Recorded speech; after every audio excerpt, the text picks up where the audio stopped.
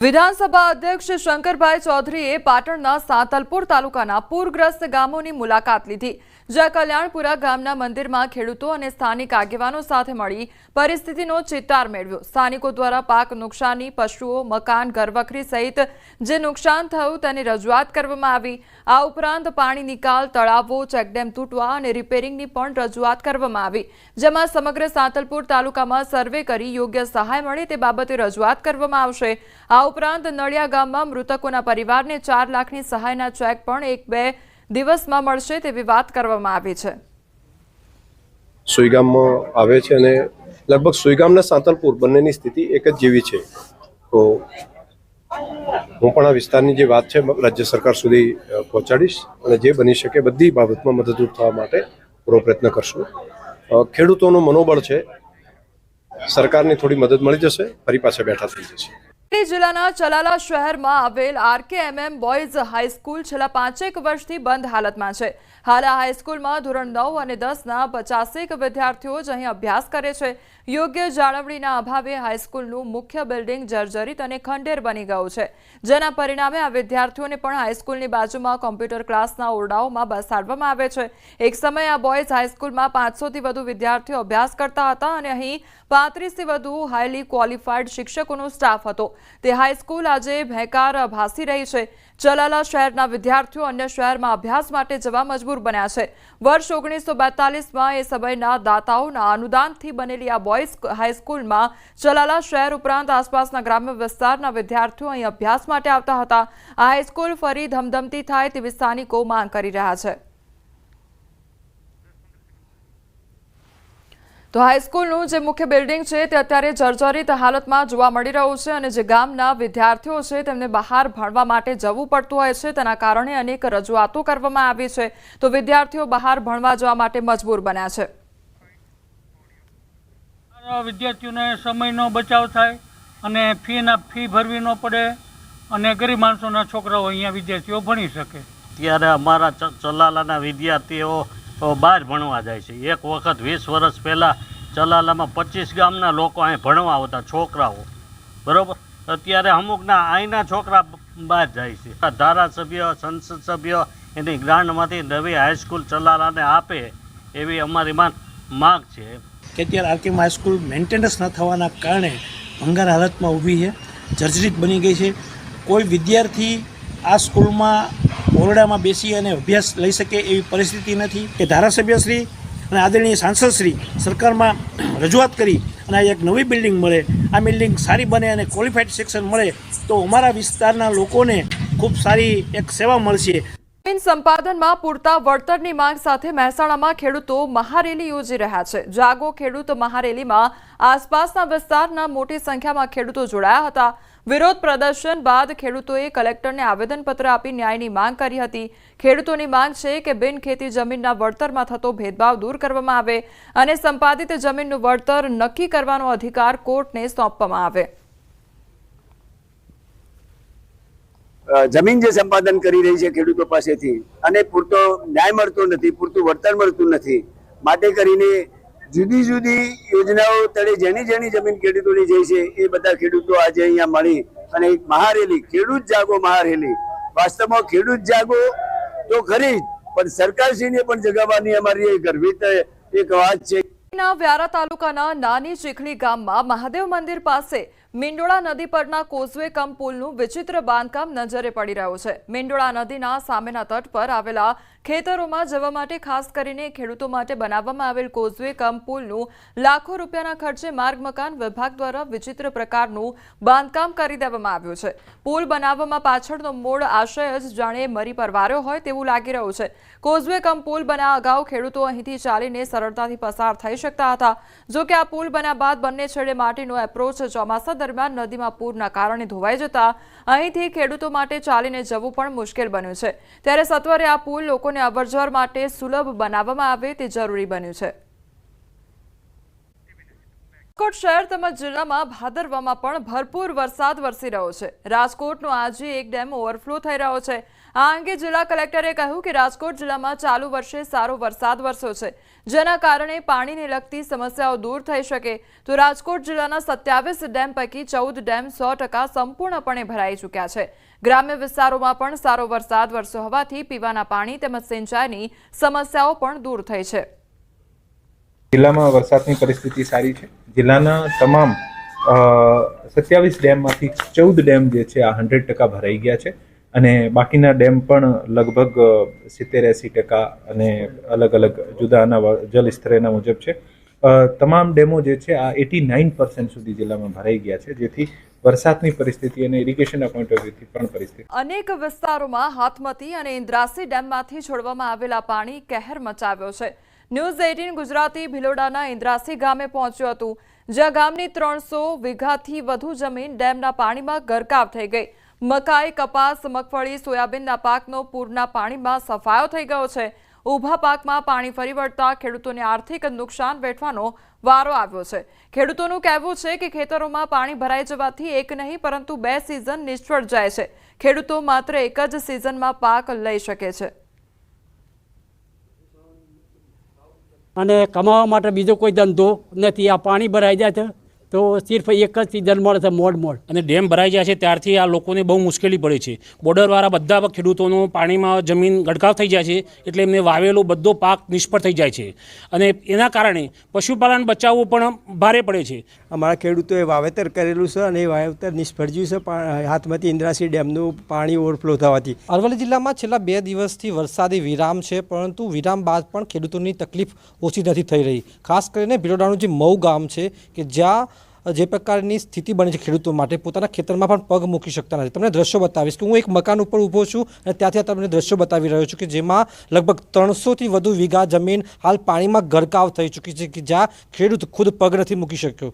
કારણ કે મગફળી, સોયાબીન, કપાસ સહિતના પાકોનું વાવેતર તો કરી દેવામાં આવ્યું છે. લગભગ વીઘા દીઠ 10,000 સુધીનો ખર્ચ પણ કર્યો છે, પણ તમામ ખર્ચ આપ દ્રશ્યો થકી જોઈ શકો છો પાણીમાં ગયો છે. ખેતરમાં પગ મૂકી શકતા નથી. તેનું કારણ છે કે બાજુમાં જે આવેલી હાથમતી અને ઇન્દ્રાસી જલાગાર યોજનાના કારણે જે પાણી છે એ તમામ ગામમાં ઘૂસી ચૂક્યું છે અને આ સ્થિતિ વર્ષ 2009થી આ ગામની રહેલી છે. આ જ ગામે જળાશય બનાવવા માટે જમીન તો આપી, પરંતુ પોતાની ખેતી તેમની છીનવાઈ ગઈ છે અને તેમની સતત તંત્ર પાસે રજૂઆત છતાં આજ દિન સુધી સિંચાઈ વિભાગ હોય, ખેતીવાડી વિભાગ હોય, કોઈપણ વિભાગ દ્વારા તેમને કોઈ મદદ કરવામાં આવી નથી. અને આ સંજોગોમાં આ જે ખેડૂતો છે એ ખેડૂતોને હવે આ ગામ છોડી હિજરત કરવી પડે, ગામ છોડવું પડે તેવી સ્થિતિનું નિર્માણ થયું છે. પૂર્વ સાંસદ પરબત પટેલે બનાસકાંઠાના થરાદની મુલાકાત લીધી. તેમણે કહ્યું કે 1977 કરતાં અત્યારે લોકોની પરિસ્થિતિ વધુ ખરાબ છે. આ સમસ્યા પણ અમે જાતે ઊભી કરી છે. ખેતરો સમતળ કરી સરખા કર્યા, ખેતરોમાં ઊંચાઈ વધારી, તેને કારણે જે કુદરતી વહેણ હતું તે રસ્તા બંધ થઈ ગયા છે. રસ્તો બંધ કર્યો હોય અને પાણીનો નિકાલ બંધ થયો એટલે આ સમસ્યા પણ અમે જાતે ઊભી કરી છે. અમે જાતે ઊભી કરી છે એવું મારે એટલા માટે કહેવું પડે કે 77નું આના કરતાં ભયંકર ફ્લડ હતું. 3 મહિના રેલ નદી મારી ચાલી હતી, પણ પ્રધાને કોઈ ગામડામાં આવી તકલીફ પડી નથી.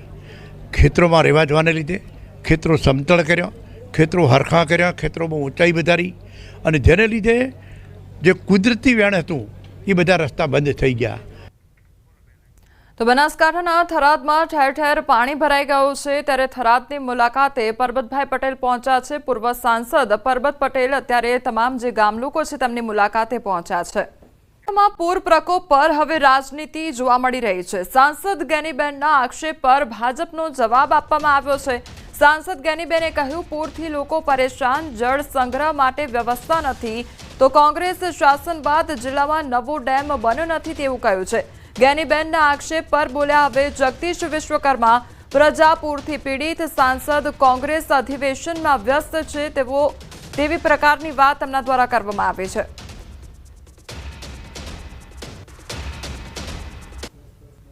કે આજે અડધા ગુજરાતની અંદર ફ્લડના કારણે લોકો પરેશાન થઈ રહ્યા છે.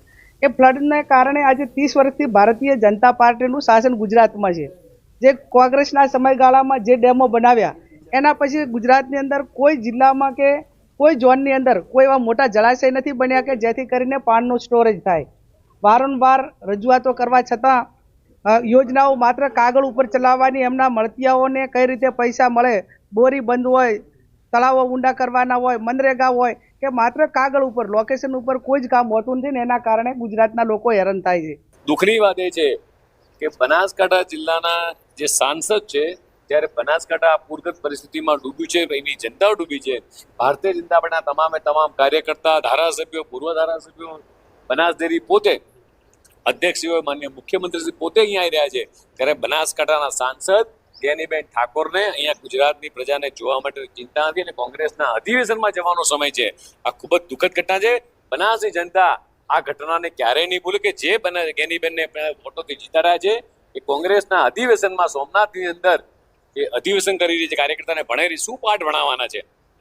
જ્યાં પ્રજા દુઃખી છે, પ્રજાને ખાવા નથી મળતું, પ્રજા જ્યાં ડૂબી રહી છે પાણીની અંદર, જ્યાં સરકાર પોતે તાત્કાલિક આ બધી રાહત સામગ્રી કામગીરી કરી રહી છે ત્યારે જ્ઞાનીબેનને કોંગ્રેસના અધિવેશનમાં ભાષણ કરવાની પડી છે. બનાસકાંઠામાં અને અન્યત્ર જ્યારે આ પ્રકારની પરિસ્થિતિ સર્જાઈ હોય ત્યારે ભારતીય જનતા પાર્ટીનો કાર્યકર્તા તો સતત ત્યાં પહોંચતો જ હોય છે. કમનસીબી એ છે કે ચૂંટાયેલા પ્રતિનિધિ તરીકે સાંસદ એમની આજે ત્યાંનો વિસ્તાર એ રાહ જોઈએ છે પણ એ હજી પહોંચ્યા નથી. એ આપણા બધાના માટે દુઃખદ બાબત છે. બનાસકાંઠામાં પૂર પ્રકોપ બાદ પણ ઘણા ભાગો હજુ તરબોળ છે. હાલ પણ થરાદની ઘણી સોસાયટીઓ જળબંબાકાર છે. આશ્ચર્યની વાત એ છે કે થરાદ પાલિકા વિસ્તારના ઘણા ભાગોમાં હજુ પણ કેડસમાં પાણી ભરાયેલા છે. ન્યૂઝ 18ની ટીમ થરાદ શહેરમાં પહોંચી છે જ્યાં 5 દિવસથી વરસાદી પાણીનો નિકાલ થયો નથી અને પરિસ્થિતિ એ છે કે સ્થાનિકોને કેડસમાં પાણી વચ્ચે રહેવું પડે છે. ટીવી સ્ક્રીન પર તમે જે જોઈ રહ્યા છો તે આ દ્રશ્યો સુઈગામ કે વાવના ગામડાના નથી, પરંતુ આ દ્રશ્યો છે થરાદ નગરપાલિકા વિસ્તારના. થરાદની વોર્ડ નંબર 3ની શેનલ સોસાયટીમાં પાણી વચ્ચે રહેવા લોકો મજબૂર બન્યા છે. સ્થાનિકોના મતે આ વિસ્તારમાં રસોડામાં પાણી વચ્ચે ઊભા ભોજન બનાવવું પડે છે. પાણીનો નિકાલ ન કરવામાં આવે તો રોગચાળો ફાટી નીકળવાની પણ દહેશત ફેલાઈ રહી છે.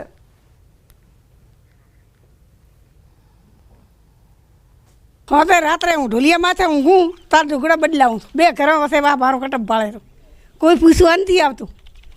અમે તો કોક કામ ને કરતા આવતા ઓલું પેલું કામ કરતા શું કામ કરે ને એમાં દીચરો એક પગનો ધણી વાવે કે સુઈગામ હે? હા, કયું ગામ હે? થરાદ. થરાદ? હા, થરાદ નગરપાલિકા. હા, નગરપાલિકા. મારો ભમરેનથી આવ્યો, મારો ભત્રીજો ચો કોઈ અધિકારી કોઈ નથી આવ્યું ભાઈ. કેટલા ઘરોમાં પાણી? કામમાં હો કરમ તમે ફોટા પાડીને લઈ જાઓ. હજુ ગાયા તરતળેરી મારતો ચેટલી મારતો ગાયા મારો જીવ છે, પૂછો માર કટપને. અત્યારે આ સાસ પૂછ્યા તેડીને લઈને ગયા મોન મારવા ટોકડે. કેટલું પાણી હે? પોણે એટલા જમવાનું તો ઊભા બનાવો ભાઈ પટારા માથે ગેસડા મેલી. અત્યારે અમે થરાદના વોર્ડ નંબર 3માં આવેલ સેણલ નગરમાં છીએ. આ દ્રશ્યો જુઓ સેણલ નગરના. વરસાદ બંધ થઈ ગયો છે. રવિવારે રાત્રે વરસાદ પડ્યો, સોમવારે પડ્યો અને મંગળવારે વરસાદ બંધ થયો, છતાં પણ અત્યારે આ પાણી ભરેલા જોવા મળી રહ્યા છે. પાણી નિકાલ કરવા માટે હજુ સુધી કોઈ આવ્યું નથી. માર્કેટ યાર્ડ થરાદ છે, એના પાછળની આ જે સોસાયટીઓ છે, વિદ્યાર્થીઓ જોઈ શકો છો કે પાણીમાંથી અત્યારે તેઓ પસાર થઈ રહ્યા છે.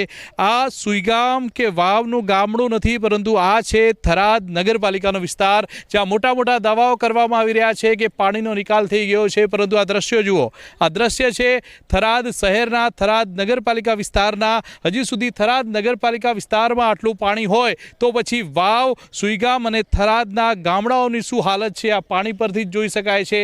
એક બેન છે, પાણી જુઓ કેટલું પાણી છે. પાણીમાં રહેવા માટે થરાદ નગરપાલિકાના વિસ્તારના લોકો અત્યારે મજબૂર બન્યા છે.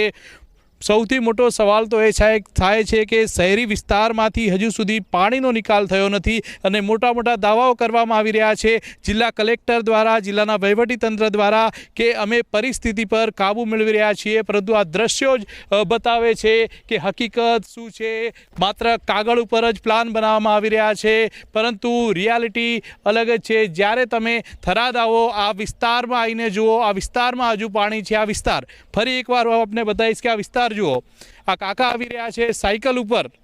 અહીંયા કોઈ વાહનો નથી ચાલતા, અહીંયા કોઈ બાઇક નથી ચાલતું. બહુ જ મુશ્કેલી પડી રહી છે લોકોને. શહેરી વિસ્તારમાં આવી મુશ્કેલી હોય તો ગ્રામીણ વિસ્તારમાં કેટલી મુશ્કેલી છે. શું નામ કાકા તમારું? હીરાભાઈ, કેવી પરિસ્થિતિ? પરિસ્થિતિ ખૂબ ખરાબ છે. ધાર હોય ત્યારે પાણી આવે ત્યારે આવીને આવી પરિસ્થિતિ અમારે હોય છે.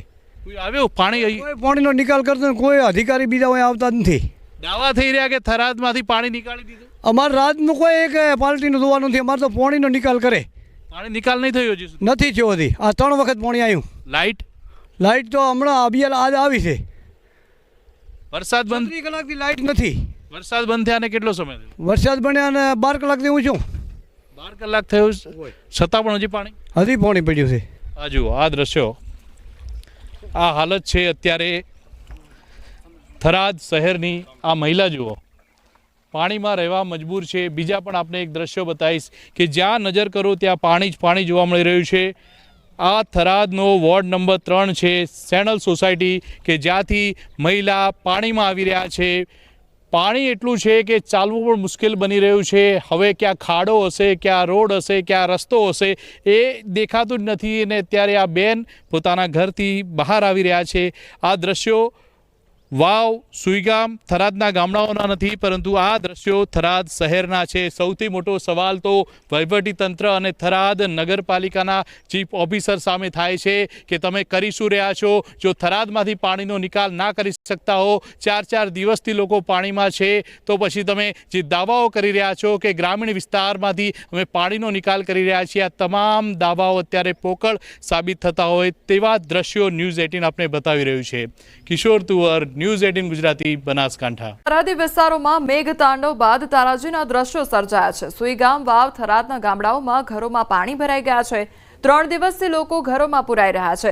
લોકોનું કહેવું છે કે આવા દ્રશ્યો અમે અમારી જિંદગીમાં નથી જોયા. વરસાદ, પવન અને વીજળીના કડાકા ભડાકા સાથે ડરના માહોલમાં ગ્રામજનોએ 3 દિવસ જીવના જોખમે ગુજાર્યા છે. આ મેઘતાંડવે ગ્રામજનોને 2015 અને 17ના પૂરની યાદ અપાવી દીધી. ત્યારે ભારે વરસાદને લઈને અનેક ગામડાઓ ડૂબી ગયા છે. અનેક ઘરોમાં પાણી ઘૂસી ગયા છે. રસ્તાઓ બંધ થઈ ગયા છે. લોકો તેમજ પાકો નષ્ટ થઈ ગયા છે અને પશુપાલનને મોટી માત્રામાં નુકસાન પહોંચ્યું છે. થરાદના ચારડા ગામના આ ભયાનક દ્રશ્યો છે. 3 દિવસથી વરસેલા વરસાદે આ ગામમાં વિનાશ વેર્યો છે. ગામમાં દરેક જગ્યાએ માત્ર પાણી જ પાણી જોવા મળી રહ્યું છે. ઘરોમાં પાણી ઘૂસી ગયા છે. ખેતરો જળબંબાકાર છે. અવરજવર બંધ થઈ ગઈ છે. મુખ્ય રસ્તાઓ પણ બંધ થઈ ગયા છે. ત્યારે વરસાદ બંધ થતાં એકમાત્ર ટ્રેક્ટર સહારો બન્યું છે અને ટ્રેક્ટરના સહારે ગામના લોકો દ્વારા જરૂરિયાતમંદોને સુરક્ષિત સ્થળે ખસેડવામાં આવી રહ્યા છે. કાંઠાના થરાદ તાલુકાનું રામપુરા ગામ હાલ જળબંબાકારની સ્થિતિમાં છે. 3 દિવસથી સતત વરસાદ અને પછી પાણીનો ભરાવો થતાં અહીંના લોકોનું જીવન 5 દિવસથી અસ્તવ્યસ્ત થઈ ગયું છે. વરસાદ બંધ થયાને 24 કલાકથી વધુ સમય થઈ ગયો હોવા છતાં ગામના ખેતરો અને ઘરો હજુ પણ પાણીમાં ગરકાવ છે. ન્યૂઝ 18ની ટીમ રામપુરા ગામ પહોંચી, જ્યાં જમીનની હકીકત જાણી. ટીવી સ્ક્રીન પર જોઈ શકો છો કે ચારે બાજુ પાણી જ પાણી છે. આ પરિસ્થિતિ અહીંના લોકોનું જીવન મુશ્કેલ બનાવી દીધું છે. ન્યૂઝ 18ની ટીમે ગામના સરપંચ ઓમપુરી ગોસ્વામીને લઈને ધનુબેનના ઘરે પહોંચ્યા. ત્યારે તેમનો પરિવાર ઘરમાં ભરાયેલું પાણી બહાર કાઢવાનો પ્રયાસ કરી રહ્યો હતો. ધનુબેનના ઘર અને રસોડું પાણીમાં ગરકાવ થયું હતું.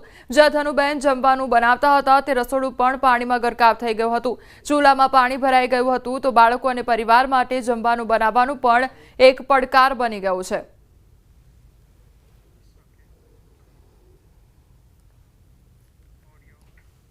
થરાદ તાલુકાના ગ્રામીણ વિસ્તારમાં અમે પહોંચ્યા છીએ. હાલ જુઓ આ છે રસોડું કે જ્યાં જમવાનું બનાવતા હતા લોકો, અને છેલ્લા રવિવારે જે ભારે વરસાદ પડ્યો અને તે બાદ આજે બુધવાર થયો છે, છતાં પણ હાલત કેવી છે આ ઘરની? જ્યાં જુઓ ત્યાં પાણી છે, ચૂલામાં પાણી છે. લોકો અહીંયા પોતાનું જમવાનું બનાવી નથી શકતા અને જ્યાં નજર કરો ત્યાં પાણી જ પાણી જોવા મળી રહ્યું છે. વાત કરશું, શું નામ છે તમારું અને કેટલા દિવસથી આ પાણી ભરાયેલું છે? મારું નામ છે ભાઈ ધનુબેન. આજ 5 દિવસથી પાણીમાં બેઠી છું. ચૂલે રસોઈ થતી નથી. કોઈ માલ છે, મગજ છે, બધું એમને એમ રસોડા બીજો થતો છે નહીં. અને માલને કોઈ સારો બીજો સારો હોય તો થતો નથી. હા, નુકસાનનો ભાઈ કોઈ ઘાટો નથી કરવામાં. કોઈ ખેતીમાં છે, ઘરે છે, ધોન ધૂન છે, બોરીઓ છે, થોડા ઘણું પડ્યું તો ઘરમાં એ પલળીને ના થઈ ગયું છે. હાલ જમવાનું ક્યાં બનાવો? જમવાનું ભાઈ બાજુવાળા ઘરે મારા દેવરનું ઘર છે, બીજી બાજુ બીજા ખેતરમાં. કેટલા ઘરોમાં પાણી ભરાયેલા એમ ગામ?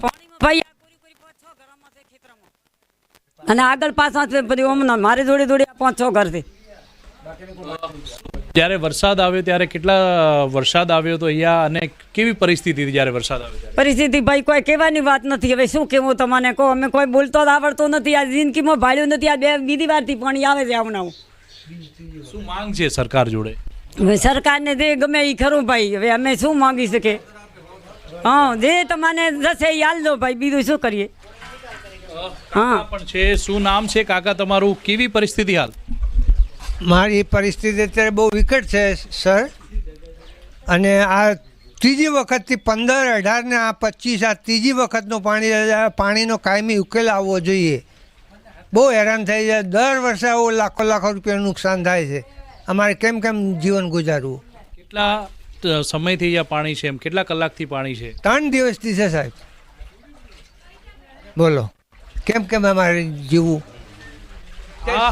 આ હાલ છે થરાદ તાલુકાના ગામના. આ માત્ર એક ગામના હાલ નથી, પરંતુ જે ગામમાં જઈએ તે ગામમાં આ જ પરિસ્થિતિ જોવા મળી રહી છે. 3 દિવસ થઈ ગયા, લોકોના ઘરમાંથી હજી પાણી દૂર નથી થઈ રહ્યા. વરસાદ બંધ થઈ ગયો છે, પરંતુ હજુ સુધી પાણી ભરાયેલા હોવાથી લોકો પીવાના પાણીની માંગ કરી રહ્યા છે, જમવાની માંગ કરી રહ્યા છે. બહુ જ લોકો અત્યારે મુશ્કેલીનો સામનો કરી રહ્યા છે. કિશોર તુવર, ન્યૂઝ 18 ગુજરાતી, થરાદ. બનાસકાંઠાના સોઈ ગામના દુધવા સેડવ કુંભારખા ગામની ગંભીર સ્થિતિ જોવા મળી રહી છે. ગામના લોકો પાણી વચ્ચે રહી રહ્યા છે.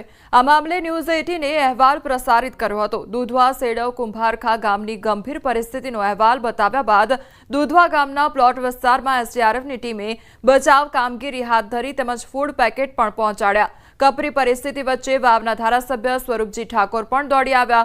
સુઈગામ યુજીવીસીએલ દ્વારા ચાલુ પાણી વચ્ચે કામગીરી હાથ ધરી હતી. ઉલ્લેખનીય છે કે દુધવા ગામના કેટલાય નીચાણવાળા વિસ્તારનો ઘરોમાં પાણી ઘૂસી ગયા હતા. લોકોના હાલ બેહાલ થઈ ગયા હતા. ઘરમાં પાણી ઘૂસી જતા અનાજ સહિત ઘર વખરી ડૂબી ગઈ હતી. દિવસ બાદ પણ પાણીમાં જિંદગી જોવા મળી રહી છે. સુઈગામ, વાવ, થરાદ વિસ્તાર હજુ જળમગ્ન જોવા મળી રહ્યા છે. ખેતરો હજુ પાણીમાં ગરકાવ થયેલા જોવા મળી રહ્યા છે. પૂરે 17 જેટલા ગામડાઓમાં તબાહી મચાવી દીધી છે. ઘરોમાં હજુ પાણી ભરાયેલા છે. પ્રાથમિક ચીજ વસ્તુઓ મળવામાં પણ મુશ્કેલી પડી રહી છે. તો જ્યાં જુઓ ત્યાં પાણી જ પાણી જોવા મળી રહ્યું છે. ચારે બાજુ આકાશી આફતના જળબંબાકારના દ્રશ્યો જોવા મળી રહ્યા છે. બનાસકાંઠાના સુઈગામ, વાવ, થરાદના અનેક ગામડાઓમાં અનેક વિસ્તાર હજુ પણ જળમગ્ન છે. પાણી એટલા ભરાયા છે કે ખેતરો ડૂબી ગયા છે. સુઈગામ આ વખતે પૂરની ભયંકર ઝપેટમાં આવ્યું છે. ગામડાઓ પાણીમાં ઘેરાઈ ગયા છે. ખેતરો ડૂબી ગયા છે અને લોકો મુશ્કેલીમાં મુકાઈ ગયા છે. આ અવકાશી દ્રશ્યો સ્પષ્ટ દર્શાવે છે કે હાલની સ્થિતિ કેટલી ગંભીર છે. 1-2 ગામ નહીં પરંતુ 17 ગામમાં પૂરે તબાહી મચાવી છે. રસ્તાઓ તૂટતા ઘણા ગામોનો સંપર્ક સંપૂર્ણપણે કપાઈ ગયો છે. ડ્રોન તસવીરોમાં સ્પષ્ટ જોવા મળી રહ્યું છે કે જ્યાં પહેલા ખેતરો અને ઘરો હતા ત્યાં હવે પાણી જ પાણી છે. ગામના ઘરોમાં પાણી ઘૂસી ગયું છે અને ઢોર પણ પૂરના પાણીમાં ફસાયેલા જોવા મળે છે. ભાદરવાના અંતમાં જ ધોધમાર વરસાદે અનેક ગામડાઓને તરબોળ કરી દીધા છે. ખાસ કરીને થરાદના ગ્રામીણ વિસ્તારોની હાલત અત્યંત દયનીય બની છે. અનેક ગામોને જોડતા મુખ્ય રસ્તાઓ પર નદી જેવો પાણીનો પ્રવાહ જોવા મળી રહ્યો છે, જેના કારણે વાહન વ્યવહાર સંપૂર્ણપણે થંભી ગયો છે. થરાદના રામપુરાથી આજવાડાને જોડતો માર્ગ પાણીમાં ગરકાવ થઈ ગયો છે. આ માર્ગ પર પાણીનો ભરાવો એટલો છે કે અહીંથી પસાર થવું લગભગ અશક્ય બન્યું છે. આ સ્થિતિને કારણે ગામ લોકો ભારે મુશ્કેલીનો સામનો કરી રહ્યા છે.